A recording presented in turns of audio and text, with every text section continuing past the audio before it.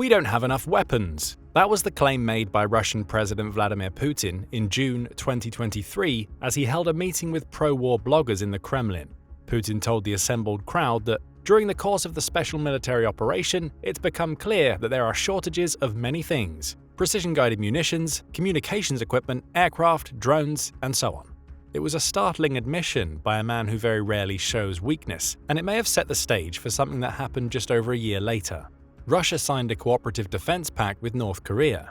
On June 19, 2024, Putin and North Korea's leader, Kim Jong-un, confirmed that they had signed a pact in which each promised to come to the other's aid if they were attacked. While this raised the alarm in the West over the likelihood that Russia will help North Korea to develop nuclear missiles and submarines, the wording of the pact is also important to consider. Throughout 2024, several Western nations have permitted Ukraine to use the weapons they supply in Russian territory. That brings us to a question: why would Russia make a deal with what may be the world's most isolated nation, both geopolitically and economically? The answer is that Putin has failed to solve the problems he highlighted during his June 2023 speech, as Russia is on track to run out of all its weapons in its war against Ukraine. Let's start with some of the most important weapons Russia has been using: artillery. The Ukraine war has been characterized in part by Russian bombardments of Ukrainian positions using thousands upon thousands of artillery shells. In 2022 alone, it's believed that Russia fired up to 11 million shells at Ukrainian positions. The numbers have decreased since then, with Forbes staff writer David Axe suggesting that Russia now believes it needs a further 3 million shells to defeat Ukraine in February 2024. It's unlikely to get them. And even if it does, they may not be enough to win the war in the face of Western support Ukraine has received throughout 2024. But more worrying for Russia is that needing 3 million shells in 2024 shows how far its stockpiles have fallen since a year in which it fired more than 3 times that amount. Russia's struggles with artillery became evident within the first year of the Ukraine war. In January 2023, CNN ran a report in which it claimed that Russia's artillery fire was down by as much as 75% in some regions of Ukraine. Applying that to the previous year's volley of 11 million shells, this would suggest that Russia had run so low on artillery ammunition that it would only manage to fire around 2.75 million shells in 2023, a number that's suspiciously close to the number of shells Forbes said Russia believed it needed in 2024. The report speculated on several reasons for this massive decrease, including Russia rationing the shells it has remaining, or the country simply switching tactically to rely less on shells and more on other weapons. It's likely the former. The same CNN report notes that one senior US military official pointed out that Russia was being forced to rely on 40-year-old shells to maintain its bombardments. That use of degraded ammunition, combined with Russia reaching out to North Korea and Iran even back at the beginning of 2023, all point to a country that's been running out of artillery shells less than a year into the war. It gets worse for Russia. Not only is it running out of shells, but it's also running low on the artillery it needs to fire them. That information, again from David Axe for Forbes, claimed in January 2024 that Russia's soldiers are quickly running out of howitzer barrels for their artillery. These barrels are typically usable for several thousand shots before the steel used to make them becomes so brittle that they can't withstand further firing. Normally, a country would replace these degraded barrels with new ones fresh off the production line. Russia hasn't been doing that. Instead, Axe claims Russia is pulling Cold War-era howitzers out of storage. Quoting open-source analyst Richard Vereka, Axe said that these old howitzers aren't being sent to the front lines, it's their barrels that are heading to Ukraine. Russia is stripping those barrels, which are old but lightly used, and using them to replace the worn ones in its more modern howitzers. That's a problem because these older howitzers have typically been mothballed in poorly maintained storage facilities. The steel in their barrels may not have degraded much due to overuse, but they will likely have felt the effects of oxidation and moisture exposure over the last 40 years. So Russia is trying to make up for a barrel shortfall by pulling from old supplies that aren't especially fit for war. All of this may seem strange given that there are also reports of Russia producing far more artillery shells. In March 2024, CNN put the number at 3 times more than that produced by the US and the rest of Europe, suggesting that Russia is replenishing its stockpiles. But even then, that heightened production means it's creating 250,000 shells per month, amounting to 3 million per year.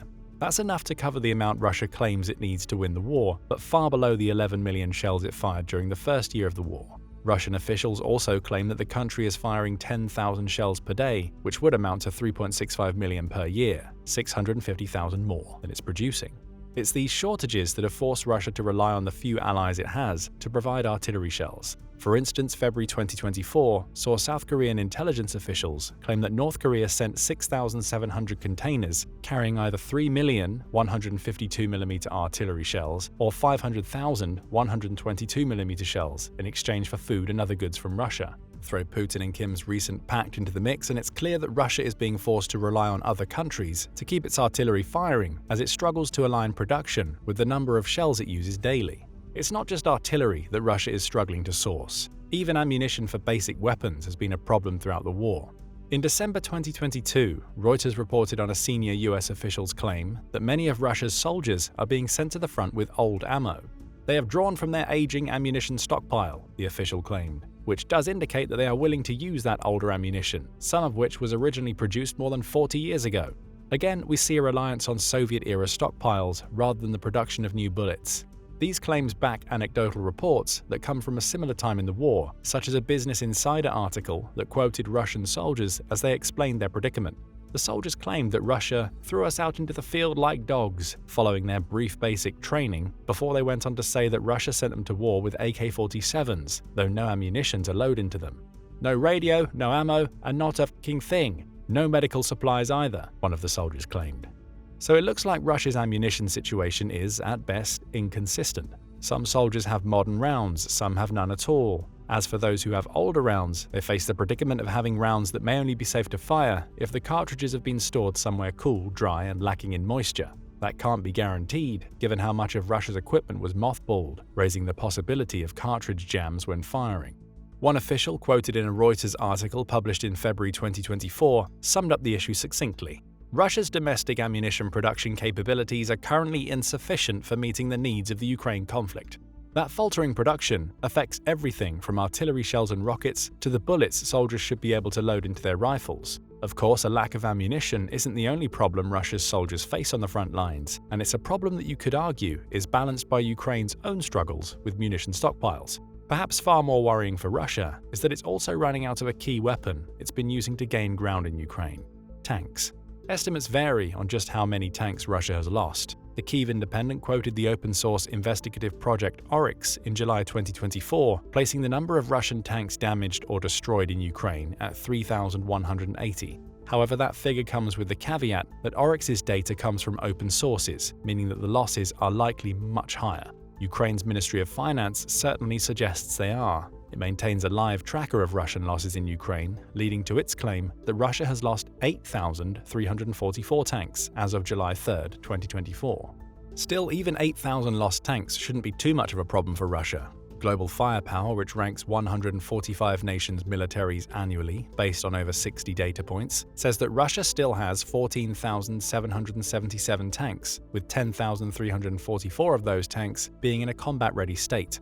That means it should have enough for another 2.5 years of war, right? Not necessarily.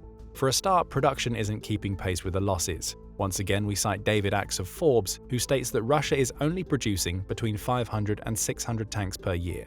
Even if we take the lower figure of 3,180 tanks destroyed, that means Russia is losing more than 1,000 tanks annually against a production of around half that number. The country simply isn't building enough tanks to refill its stockpiles of those it's losing.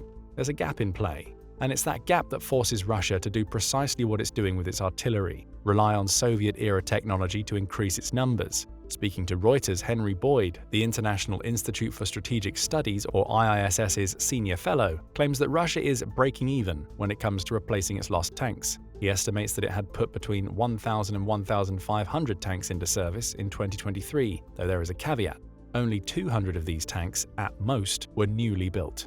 The much larger majority are tanks that have been mothballed for years, with T-55s even making their way onto the battlefield. As Boyd puts it, Moscow has been able to trade quality for quantity by pulling thousands of older tanks out of storage at a rate that may, at times, have reached 90 tanks per month. Boyd estimates that Russia's older tank reserves could sustain its war effort until around 2027, though that sustaining will come with a trade-off. Older tanks are less capable on the battlefield and far more vulnerable to modern anti-tank weapons, such as Javelin munitions and drone strikes. So Russia will put more quantity onto the battlefield, but it will sacrifice quality in doing so, resulting in tanks being lost at an even faster rate than they were at the beginning of the war. And Russia faces another problem.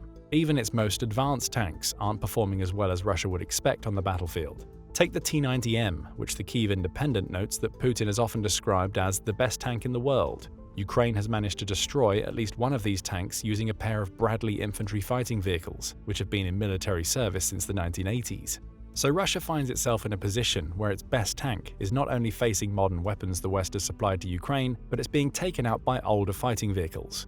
As we've moved deeper into 2024, the situation has only gotten worse for Russia. Toward the end of June 2024, Newsweek published a report on the German newspaper Süddeutsche Zeitung's use of satellite imagery and artificial intelligence to work out how many tanks Russia has left. The paper analyzed 87 military sites, 16 of which were bases known to store tanks and armored vehicles, to get a count on the number of tanks Russia has lost since the beginning of the war. The 111th Central Tank Reserve base of the army, located in southeastern Russia, was one of the bases. Before the war, that base held 857 tanks. Now it's empty, with Süddeutsche Zeitung's artificial intelligence suggesting that Russia has lost at least half of the tanks deployed from that base. IISS research analyst Michael Gjerstad sums up Russia's situation by suggesting the nation likely has around 3,200 tanks still in stock, though the vast majority of them are in bad condition and require significant repairs. If that's the case, Global Firepower's estimates are well off the true state of Russia's tank situation. Therein lies the tank problem for Russia. Does it invest an increasingly limited set of resources into restoring 3,000 old and battered tanks, or use them to build far fewer but new tanks? Either way, its battlefield losses are outstripping its means of production. Russia's armored vehicle situation isn't looking any better. According to Ukraine's Ministry of Information, or Minfin's figures, Russia has lost 16,095 armored fighting vehicles, or AFVs, as of July 3, 2024. These vehicles aren't used in the same way as tanks, which excel at breaking through battle lines, but are instead typically used to transport troops and carry out small attacks. Minfin's numbers seem to align with other estimates of Russian AFV losses, with Newsweek reporting in May 2024 that Russia had lost 14,246. It's not a huge stretch to imagine another 1,000 or so have been destroyed in the months since. Much like with Russia's tanks, Newsweek reports on the use of satellite imagery to determine how many AFVs Russia has left. Reporting on a post by an X, formerly Twitter account run by a user named Jompy, Newsweek shared that satellite images reveal Russia has just 10,389 AFVs left in storage.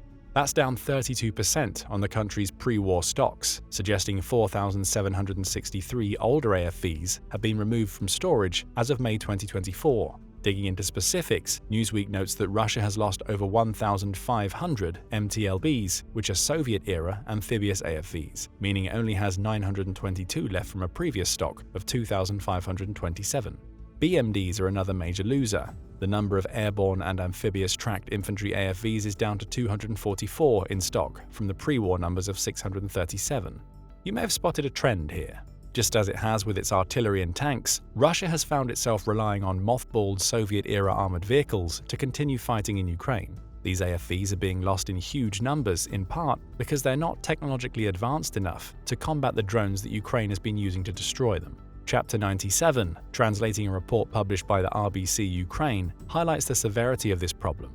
It also notes that Russia is resorting to using AFVs built in the 1970s, with some that have found their way into Ukraine being from the 60s and 50s, and that it's quickly running out of these older vehicles. It quotes Arta Ray, an Estonian military blogger, who claims that Russia will have run out of these mothballed AFVs by mid-2025, putting it in a situation where it'll need to produce more to keep its troops supplied. It's trying to do so. In February 2024, Forbes reported that Russia is building around 4,500 armored vehicles per year to replenish its faltering supplies on the front lines. An impressive number for sure, though one that doesn't keep pace with the country's losses. Ukraine has already destroyed over 15,000 AFVs in the war, creating a tally of around 6,000 per year, meaning that Russia's heightened pace of production isn't enough. Moscow will run out of AFVs as long as Ukraine keeps destroying them at the same rate it is now. If you need any more evidence that Russia has an AFV problem, you only need to look at recent purchase by Moscow. 2,100 Desert Cross 1003 all-terrain vehicles from China. While that name may sound impressive, the reality is that these all-terrain vehicles are essentially heavy-duty golf carts that offer practically no protection to the unfortunate soldiers forced to drive them. They weigh around 1.5 tons, about the same as the average car, and have 85 horsepower engines. and Russia is already using them in support roles on the front lines. These golf carts have already been the subject of ridicule, and, more damaging for Russia's forces, have already been demonstrated as being extremely vulnerable to drone attacks. The Forbes report points to one such strike carried out by a drone, which killed a squad of 7 soldiers as they attempted to use one of the carts to assault a Ukrainian position in Berditschi in March 2024. Golf carts on a battlefield.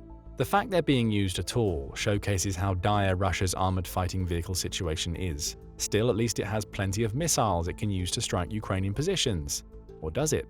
Reports often vary on Russia's missile stockpile, though there have been rumblings that it was running low almost from the war's beginning. In October 2022, Politico published an article in which it quoted several Western officials saying that Russia was experiencing a shortage of long-range precision missiles just 6 months into the war. One of those officials, speaking about Russia's early strategy of destroying as many Ukrainian power stations as possible, said the country was increasingly having to rely on Shahed drones purchased from Iran to carry out its strikes.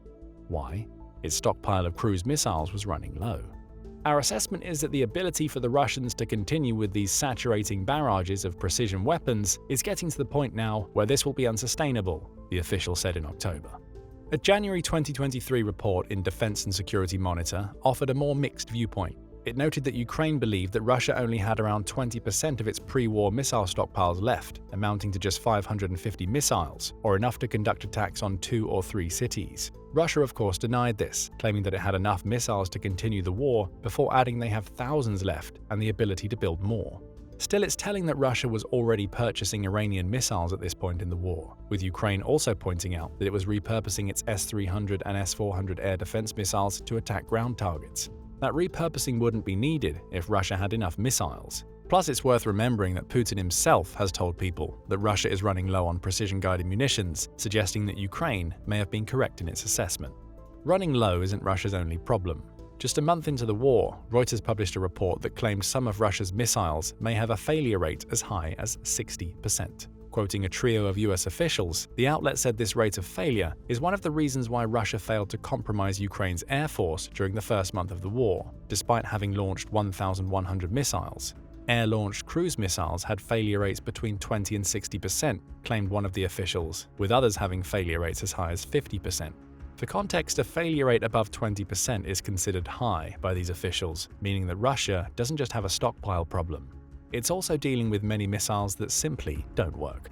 Russia also has an eye toward the future when it comes to its missiles. It believes it has reached a stage of open confrontation with NATO that, though it hasn't escalated into war, means that Russia needs to build more missiles. Speaking to Russia's RIA state-owned news agency in May 2024, Russian ambassador-at-large Grigory Mashkov made the open confrontation claim, while saying Russia hopes that direct armed conflict will not follow. Still, Mashkov says that Russia needs to be prepared, noting that it has to take further steps to strengthen the country's defense capability, including building up the missile arsenal, in order to discourage any potential enemies from testing Russia's strength. First Putin, and now a prominent official. Both say that Russia doesn't have enough missiles, with the ambassador putting that into the context of a possible future war with NATO. That means its stockpiles have run low enough due to the Ukraine war that it needs to replenish and is likely going to increasingly rely on drones ahead of missile strikes to preserve what it has left. Missiles were supposed to be another of Russia's trump cards in the Ukraine war. Still, there was another key advantage it had back in February 2022, a much stronger air force. Fortunately for Putin, Russia has failed so terribly at developing aerial dominance in Ukraine that it's also started to run out of planes it's trying to use to win the war. Minfin provides basic figures for how many aircraft Russia has lost so far. As of 3rd of July 2024, it claims that Ukraine has destroyed 360 planes along with 326 helicopters. The situation has become so bad for Russia that it's barely using its air force in the war, instead relying on ground troops to achieve its objectives. However, barely using doesn't mean it's not using planes at all. It's just that those planes are getting shot down at an incredible rate.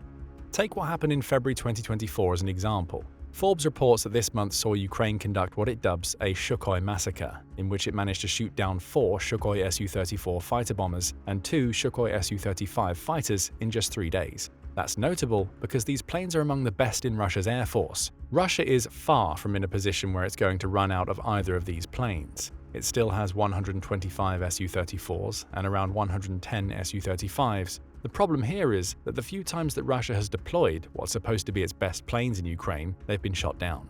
while it may not be running out in pure numbers, it's running out of situations, or perhaps the tactical knowledge to deploy these aircraft.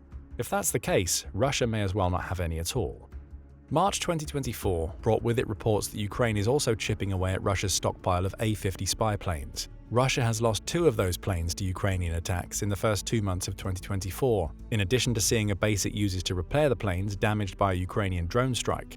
A Newsweek report notes that Russia now has just 6 A-50s left, a definite shortage given that it relies on these planes to conduct aerial surveillance and reconnaissance. Lieutenant General Kirilo Budanov, who heads Ukraine's GUR intelligence agency, says that taking out one more A-50 would mean Ukraine prevents Russia from maintaining 24/7 operations. Russia is already trying to replace its downed A-50s with reconnaissance drones. Note that we said drones and not planes. That's because, as the Wilson Center reported in April 2024, the West's sanctions against Russia are preventing it from building more of its own planes. Most of the effects are being felt in Russia's attempts to build more commercial airlines. It initially, illegally, kept more than 400 foreign planes when sanctions were first instituted, but they're carrying over to the country's air force. After all, if Russia isn't getting the parts it needs to build its commercial airliners due to sanctions, it's also likely not receiving what it needs to build more military aircraft. In this case, Russia isn't going to run out of planes. It still has hundreds left, especially in its Soviet-era stock. However, it's proven itself so ineffectual at launching aerial assaults that it's barely using its air force. And when it has, it's having to watch Ukraine shoot down some of its best planes while it struggles to replace them. Finally, we come to ships. Russia's navy is in no danger of running out of ships. As Global Firepower reports, it has 781 naval assets. The problem is that the vast majority of these ships aren't involved in the Ukraine war. In fact, the only ships that it has that can fight back against Ukraine are part of the Black Sea Fleet, which contains around 60 to 70 of Russia's vessels, or at least it did. Ukraine has managed to destroy or damage around a third of the Black Sea Fleet since the beginning of the war, severely compromising Russia's ability to use its navy to strike Ukraine. Combining precision missile attacks with drone strikes, Ukraine has been whittling away at the fleet, safe in the knowledge that Russia isn't able to replenish it. Why? The Montreux Convention. Signed in July 1936, the Montreux Convention is notable because it essentially grants Turkey control over the seaborne passage through the Dardanelles and the Bosporus, collectively known as the Turkish Straits. Specifically, Article 19 of that convention says that Turkey can close access to the Black Sea via these straits to any military ship that doesn't call the sea its home base. That's precisely what it's done since the war began. No vessels from the Russian Navy, or from any other country's navy for that matter, can enter the Black Sea. Russia was able to keep the Black Sea Fleet in place because it was stationed in the sea, but it couldn't supplement that naval force with any new ships. So Russia isn't at risk of running out of ships on the global level, but in the context of the Ukraine war, it's already lost a third of its ships and it can't rebuild the Black Sea Fleet because it's banned from sailing military vessels through the Turkish Straits. It's running out of ships it can actually use to fight against Ukraine, with the rest of its navy essentially being ineffectual to the same degree as the country's air force. There's no point in having over 700 naval assets if you can't bring them to the fight. The final question is simple. Where does all of this leave Russia? It's facing a situation where it's increasingly less able to keep its troops supplied with modern weapons, forcing it to rely on Soviet-era stock and other countries to keep weapons flowing in. Russia has attempted to boost production, as we've seen with its artillery and AFV building, but it's unable to keep up with the pace of the losses it's experienced in Ukraine. None of this means that Russia is on the verge of losing the war right now. It still has stockpiles, and it's shown it's willing to sign pacts with countries like North Korea to get what it needs. But each passing day weakens Russia's military as it burns through more of its weapons. That only spells bad news for the country in the future. But what do you think? Will Russia eventually lose the Ukraine war because it runs out of weapons? Or does it have enough to continue to slowly gain ground in Ukraine? How big a role has Western support played in helping to drain Russia's supplies? Share your opinions in the comments, and thank you for watching the video. Now go and check out why Russia is on the edge of total collapse, or click this other video instead.